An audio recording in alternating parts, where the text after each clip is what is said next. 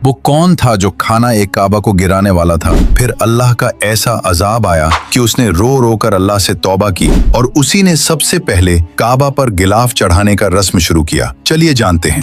जो मुकद्दस गिलाफ हजारों सालों से खाना एक काबा पर चढ़ता आ रहा है। इस रिवायत की शुरुआत एक ऐसे बादशाह के हाथों से हुई जिसका नाम था तुब्बा। तुब्बा दरअसल एक लक़ब था जो यमन के बादशाहों को दिया जाता था। ये उस वक्त की बात है जब तुब्बा हेरी मदीने वालों का दिल जीतने के बाद मक्के की तरफ अपनी हजारों फौज के साथ रवाना हुआ तो फौज के सरदारों ने तुब्बा को भड़काना शुरू कर दिया। वो सरदार कहने लगे, ए बादशाह, ये अरब का सबसे मशहूर शहर है, काबा में बड़े बड़े खजाने हैं, अगर आपने उसे फतह कर लिया तो पूरी दुनिया में आपका नाम होगा। बादशाह खाना ए काबा की अजमत से बिल्कुल अनजान था। उसने सरदारों की बात मान ली और काबा को लूटने और गिराने का इरादा कर लिया। जैसे ही तुब्बा और उसकी फौज ने काबा पर हमले का इरादा किया तो उसी लम्हे उन सब में एक खौफनाक बीमारी फैल गई। फौजियों के जिस्मों में शदीद दर्द शुरू हो गया। न कोई उठ सकता था और न कोई चल सकता था। हजारों की फौज जो लम्हों में शहर फतह कर सकती थी, अब वो फौज जमीन पर तड़प रही थी। खुद बादशाह तुब्बा का भी यही हाल था। वो अपने खेमे में बेबस पड़ा था। कोई दवा काम नहीं आ रही थी। तुब्बा ने घबराकर दोनों यहूदी उलमा को बुलाया और पूछा कि ये क्या हो रहा है। उलमा ने कहा, बादशाह, काबा अल्लाह ताला का घर है। हमें पूरा यकीन है जब से तुमने उसे नुकसान पहुंचाने का इरादा किया है, ये अजाब आया है। ये बीमारी उस वक्त तक नहीं जाएगी